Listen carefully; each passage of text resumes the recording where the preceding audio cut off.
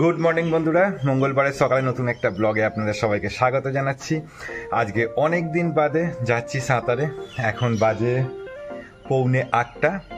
এখন ব্লগটা শুরু করলাম, সঙ্গে থাকুন, দেখতে থাকুন আর চলুন আমার সঙ্গে অনেক দিন বাদে আমার সাঁতারের ওখানে। আজকে অনেক দিন বাদে সাঁতারের এখানে এসেছি, প্রায় 2 সপ্তাহ বাদে আসলাম। সেই দীঘা যাওয়ার আগে এসছিলাম, তারপরে আর আজকে তো আজকে দেরিও হয়নি, আবার তাড়াতাড়িও আসেনি। ওই 8টা বাজতে 1-2 মিনিট বাকি এরকম সময় ঢুকেছি। বাচ্চারা এখনও পুলে রয়েছে। আমাদের টিমের ছেলেরা দেখলাম যে ধারে দাঁড়িয়ে আছে ড্রেস আপ করে, মানে এবার ওরা উঠলেই নামবো আমরা। আমি যাই, গিয়ে আবার ড্রেস করে তারপর নামবো। অনেক দিন বাদে আজকে এসছি, বেশ ভালো লাগছে।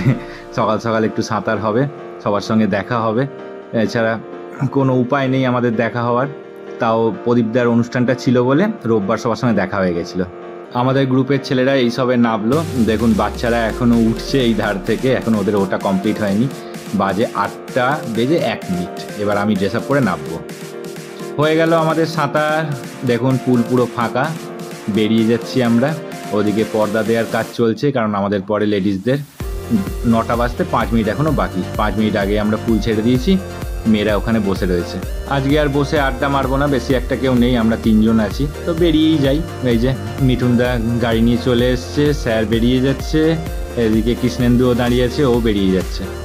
আজকে বাড়ি যাওয়ার পরে দেখছি আমার পরিচিত লোকটা আজকে অনেক দিন বাদে আবার লেবু বেচছে।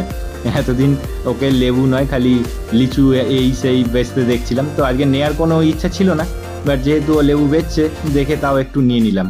ছোটো বেবির তো লাগে, তাই জন্য নিয়ে রাখলাম। এ তো আর নষ্ট হয়ে যাবে না, খেয়েই নেবে নষ্ট হওয়ার আগে। বাড়ি পৌঁছে গেছি লেবু নিয়ে। এখন বাজে দেখুন 10:15। সাঁতার থেকে এসে 15-20 মিনিট একটু রেস্ট নিয়ে নিলাম। এবার ব্রেকফাস্ট করতে এসেছি। আজকে ব্রেকফাস্টে রয়েছে ওটসের গোলা রুটি, আর এখানে একটা পিনাট বাটার দিয়ে কিছু একটা তৈরি করা। তো দেখা যাক কেমন লাগে খেতে। এই ধারটা একটু পুড়ে গেছে, উল্টো দিকটা ঠিক আছে, গাজর ফাজর দেওয়া আছে।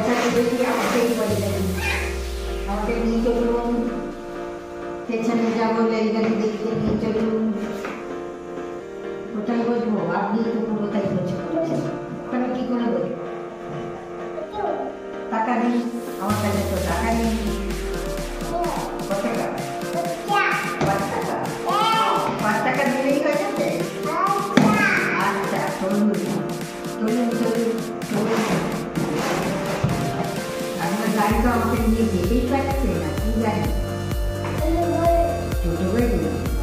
ছোট গাড়িতে 4 মিনিট, আমি 4 মিনিট যাচ্ছি, বুঝছেন যাচ্ছে না, এই ছোট গাড়িতে 4 মিনিট বেশি করে চাপতে। হ্যাঁ বাইরে আমাকে নিয়ে যেতে পারি। দাদা দাদা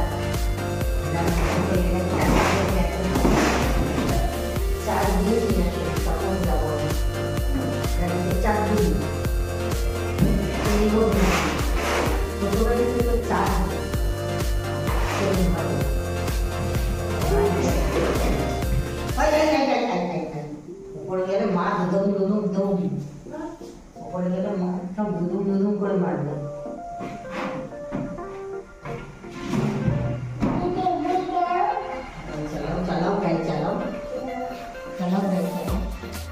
আজকে না একটা ভালো খবর আছে, সেটা হচ্ছে যে ইউটিউবের যে টাকাটা আমার হয়েছিল সেটা আজকে ফার্স্ট টাইম ব্যাংকে ক্রেডিট হয়েছে।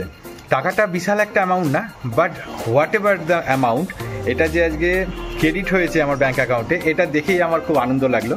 এই টাকা আমি খরচা করব না, এই টাকা সম্পূর্ণ আমার ছেলের জন্য আমি ফিক্স করে দেবো। টাকাটা কতটা সেটা ম্যাটার নয়, কিন্তু যে টাকাটা এসেছে, চ্যানেলটা আমার ছেলের, এখানের মেন হিরো হচ্ছে আমার ছেলে, তো যে টাকাই পেয়েছে সেটা ওর বড় হলে কাজে লাগবে। এখন এটা চলে যাবে ব্যাংকে। তো দেখুন কত টাকা আমি পেয়েছি। এই মেসেজটাতে দেখা যাচ্ছে যে আমার অ্যাকাউন্টে 10,255 টাকা 71 পয়সা ঢুকেছে। তো এই অ্যামাউন্টটা থাকবে ছেলের, ও যবে খরচা করবে বড় হয়ে, আমি এটাকে খরচা করবো না। 2:45 বাজে চলে এসেছি লাঞ্চ করতে। আজকে লাঞ্চে কি আছে? কাঁকরুল ভাজা আমি খাবো না, এটা তুলে নাও। এছাড়া রয়েছে ডিমের ঝোল, মাছের ঝোল মমতার জন্য, ডিমের ঝোলটা আমার। এছাড়া চুনো মাছ হাবি যাবি। তুমি চাদর জড়িয়ে বসে আছো? কেমন লাগছে? ভালো লাগছে? আমাদেরও খুব ভালো লাগছে। মনে হচ্ছে একটা ছোট্ট বুদ্ধ বসে আছে। হ্যাঁ, কি সুন্দর একটা ছোট্ট বুদ্ধ রে বাবা। তুমি কেন চাদর জড়িয়ে বসে আছো বলো সবাইকে। কেন বসে আছো সেটা বলো। যে আমি জল খেতে গিয়ে গেঞ্জি ভিজিয়েছি, তাই জন্য আমার জামা খুলে দেয়া হয়েছে। এবার এসি চলছে, তাই জন্য আমি চাদর গায়ে জড়িয়ে বসে আছি, তাই তো?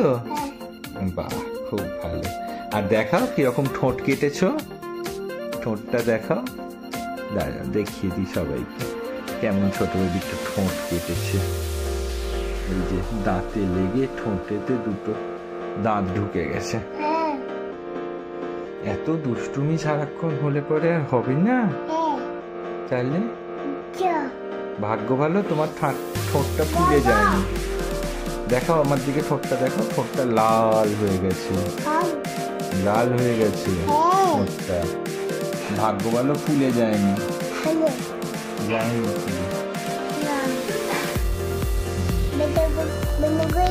কি বন্ধ করে দেবো? ভিডিও বন্ধ করে দেবো? আচ্ছা, করে দিলাম তাহলে। 10:30 বাজতে যায়, চলে এসেছি ডিনার করতে।